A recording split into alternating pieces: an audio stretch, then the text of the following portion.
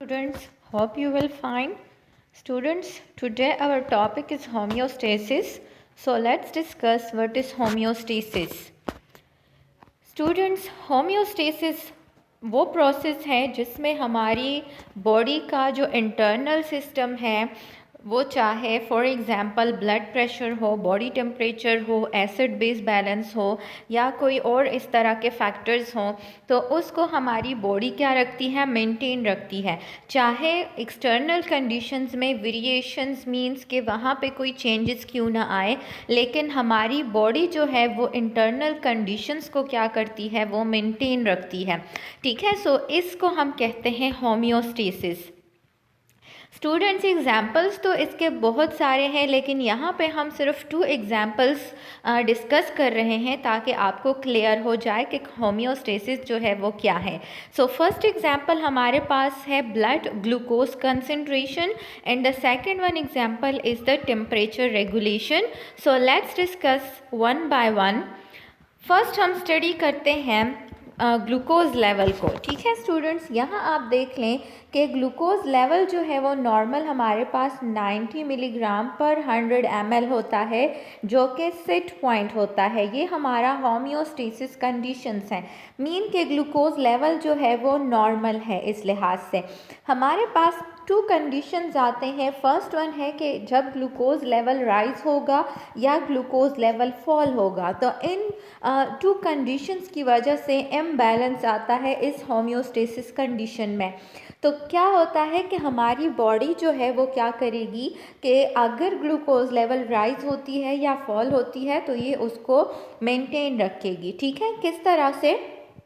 First condition को हम study करते हैं कि अगर हमारे पास स्टिमुलस है, मीन चेंज है, और वो क्या चेंज है कि हमारा ब्लड ग्लूकोज लेवल क्या हो जाता है, वो राइज हो जाता है, इंक्रीज हो जाता है। ठीक है, सो ये स्टिमुलस जो है ये कौन डिटेक्ट करेगा? ये पैनक्रियाज डिटेक्ट करेगा। ठीक है स्टूडेंट्स, पैनक्रियाज जो है जब ये स्टिमुलस डिटेक्ट कर लेगा, कौन सा स्टिमुलस के ब्लड ग्लूकोज लेवल क्या हो गया है, वो राइज हो गया है, इंक्रीज हो गया है। तो स्टूडेंट्स, पैनक्रियाज में 2 टाइप्स के सेल्स होते हैं, बीटा सेल्स होते हैं और अल्फा सेल्स होते हैं, जो कि क्या करते हैं, इंसुलिन को और ग्लूकागोन को सिक्रीट करते हैं ताकि ये क्या करें, ग्लूकोज लेवल को मेंटेन रखें। ठीक है स्टूडेंट्स, तो जब blood level glucose level increase हो जाता है तो उस केस में पैनक्रियाज जो है वो बीटा सेल्स क्या करता है, उसके जो बीटा सेल्स हैं वो हमारे पास इंसुलिन को क्या करते हैं,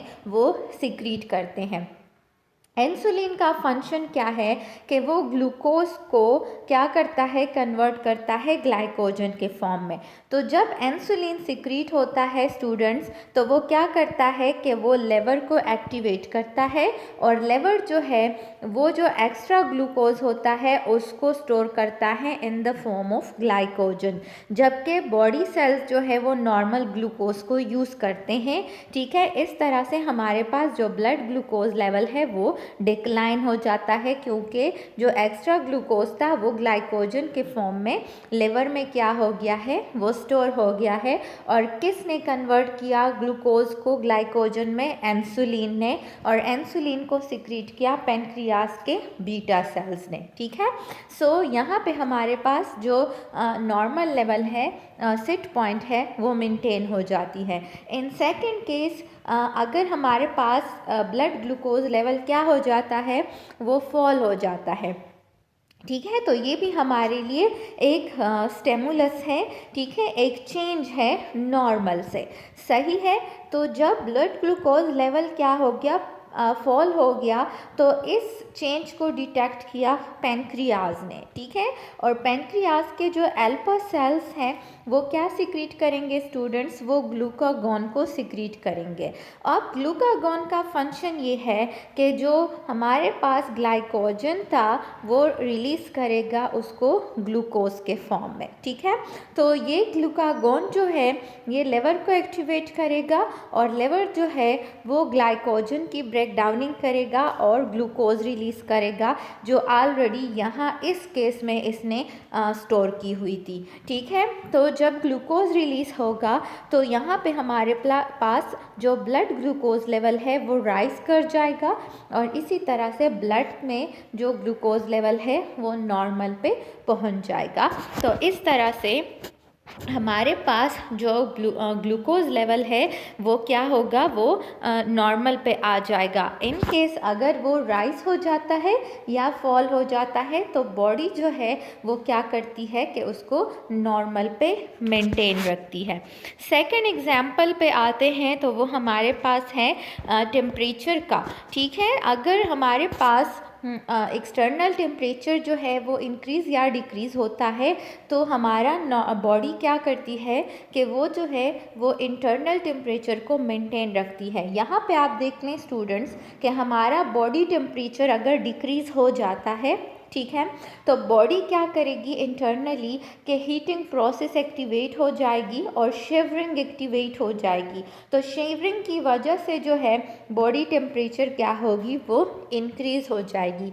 इन सेकंड केस अगर बॉडी टेम्परेचर इंक्रीज़ है नॉर्मल से तो कूलिंग प्रोसेस एक्टिवेट होगी, मींस हमारे जो स्वेट ग्लैंड्स हैं वो एक्टिवेट होंगे और स्वेटिंग जो है वो होगी। ठीक है, तो इस स्वेटिंग के ज़रिए से जो एक्स्ट्रा हीट है बॉडी से वो निकल जाएगी और बॉडी टेम्परेचर जो है वो दोबारा से डिक्रीज़ होगी, मीन नॉर्मल की तरफ आएगी। तो ये 2 एग्जाम्पल्स थे जिसमें हमने एक्सप्लेन किया कि किस तरह से बॉडी जो है वो होम्योस्टेसिस को क्या करती है, वो मेंटेन रखती है। तो अब स्टूडेंट्स हम आते हैं मैकेनिज्म ऑफ होम्योस्टेसिस पे कि इसका मैकेनिज्म किस तरह से है। होम्योस्टेसिस का जो प्रोसेस है कि अगर वो किसी बॉडी को इंटरनली मेंटेन रखती है तो उसका क्या मैकेनिज्म है, ठीक है, कौन से पार्ट्स हैं जो इसमें इन्वॉल्व है जो होम्योस्टेसिस का प्रोसेस करती है। तो यहाँ पे स्टूडेंट्स हमारे पास 3 पार्ट्स हैं, ठीक है, रिसेप्टर्स, कंट्रोल सेंटर और इफेक्टर। तो ये 3 पार्ट्स जो है ये क्या करते हैं कि कंबाइनली हमारे पास होम्योस्टेसिस का प्रोसेस जो है उसको मेंटेन रखते हैं। तो हम यहाँ डायग्राम से डिस्कस कर लेते हैं कि ये किस तरह से होम्योस्टेसिस में हेल्प करते हैं। ठीक है स्टूडेंट्स, यहाँ पे आप देख लें कि हमारे पास ये जो है ये होम्योस्टेसिस कंडीशन है, ठीक है, और यहाँ पे अगर इसमें चेंज आती है, कोई स्टेमुलस आता है तो इम्बैलेंस आ जाती है। वो इम्बैलेंस टू मच भी हो सकती है और वो टू लिटिल भी हो सकती है, और ये हमारे लिए क्या है, स्टेमुलस है। तो जैसे मतलब कि कोई भी कंडीशन आप ले सकते हैं, जैसे हमने टेम्परेचर को स्टडी किया, जैसे हमने ग्लूकोज को स्टडी किया, ठीक है, तो इस तरह से कोई भी चेंज आ सकता है बॉडी में। तो उस चेंज को, उस स्टेमुलस को कौन, रिसेप्टर जो है वो डिटेक्ट करते हैं, रिसेप्टर मैसेज देते हैं कंट्रोल सेंटर को, जो कि कौन है, हमारा ब्रेन।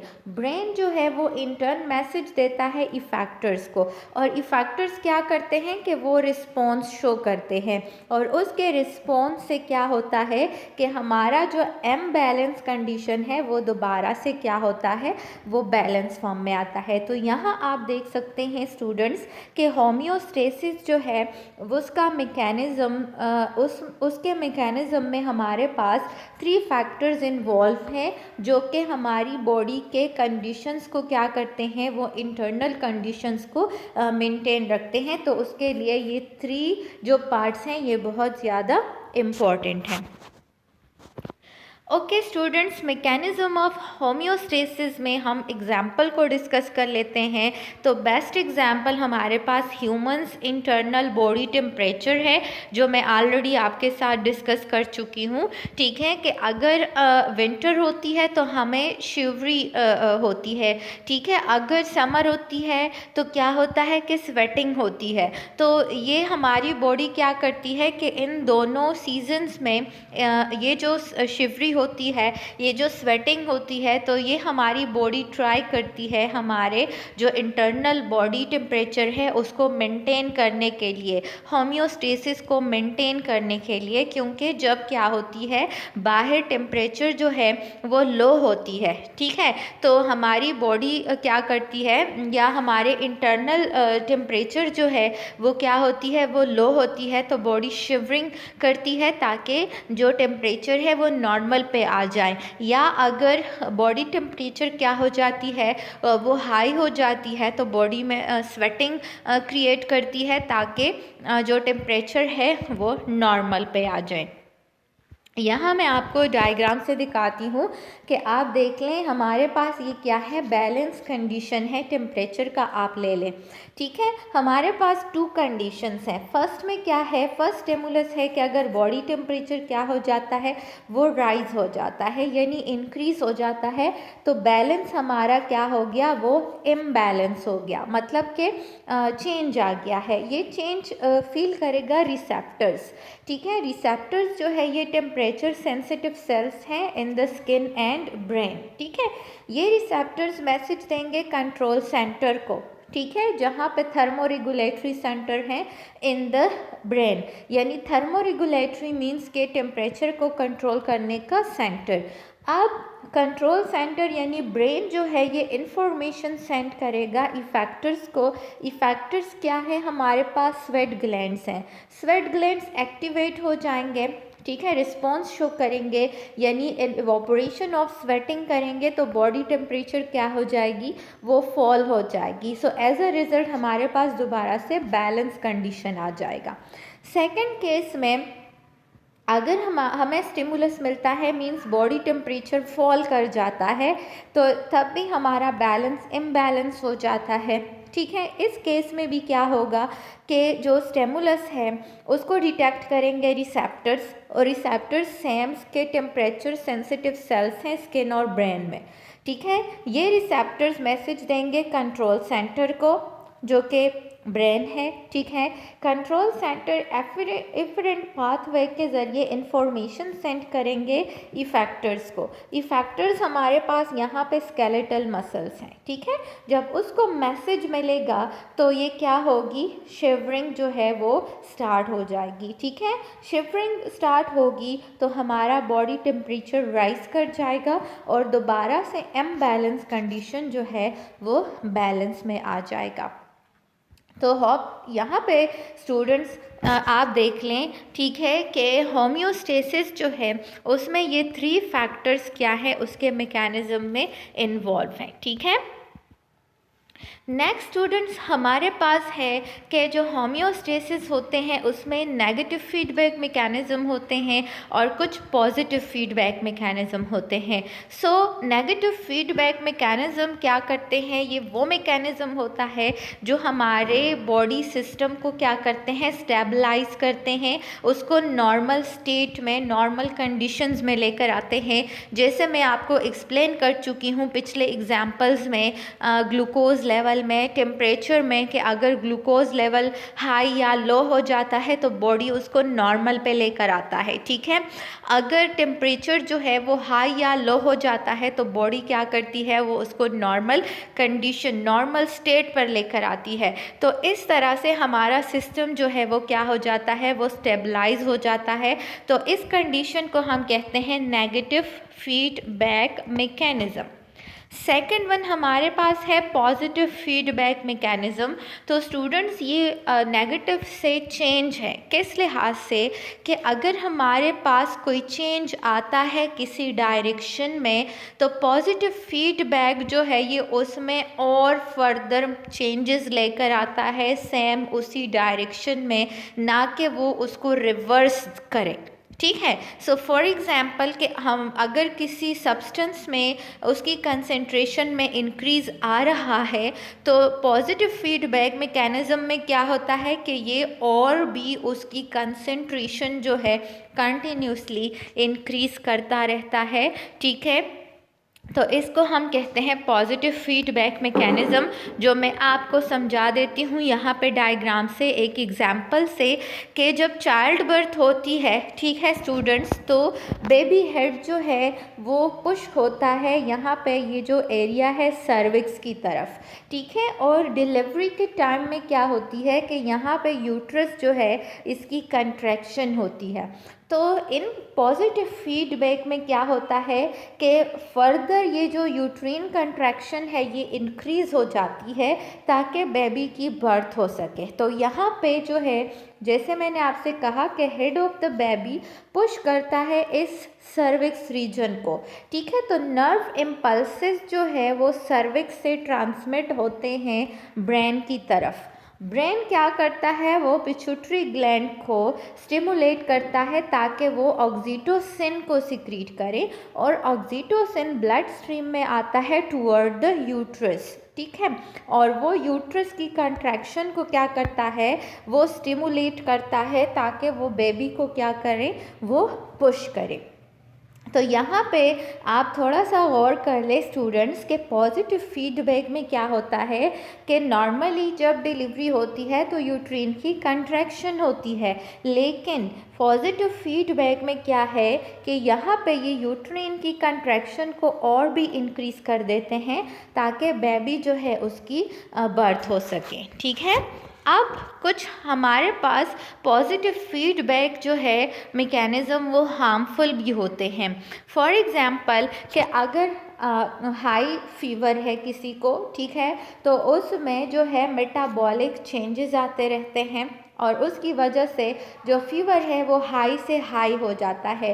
रेयर केसेस में बॉडी टेम्परेचर 113 डिग्री फ़ारेनहाइट तक पहुंच जाता है, जिसकी वजह से जो प्रोटीन्स हैं वो स्टॉप कर जाते हैं, डीनेचर हो जाते हैं, और रिज़ल्ट में क्या हो जाती है, वो डेथ हो जाती है, ठीक है। यानी कि अगर फीवर है तो ये उसको इंक्रीज़ से इंक्रीज़ करते जाते हैं, जिसकी वजह से डेथ हो सकती है। सेकंड एग्जाम्पल हम आते हैं कि अगर कोई पर्सन है वो किसी एरिया में सांस ले रहा है, इन्हेलेशन कर रहा है, वहाँ पे कार्बन डाइऑक्साइड कंटेंट जो है वो क्या है, वो बहुत हाई है, ठीक है। तो वो उसको इनहेल कर रहा है तो उसकी कंसंट्रेशन जो है कार्बन डाइऑक्साइड की वो ब्लड में क्या हो जाएगी, वो इंक्रीज़ हो जाएगी।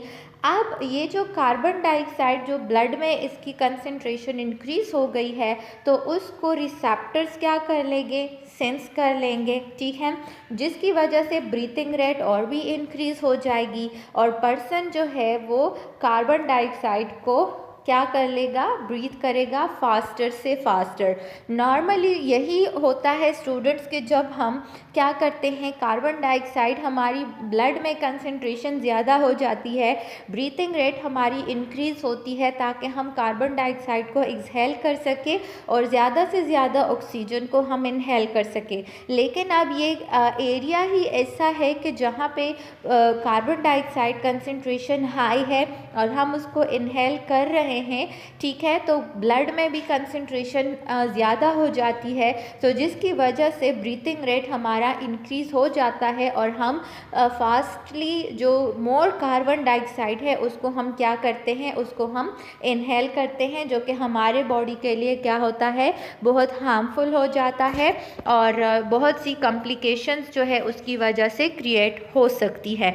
तो होपफुली स्टूडेंट्स आपको होम्योस्टेसिस उसके मैकेनिज़्म के बारे में समझ आ गई होगी।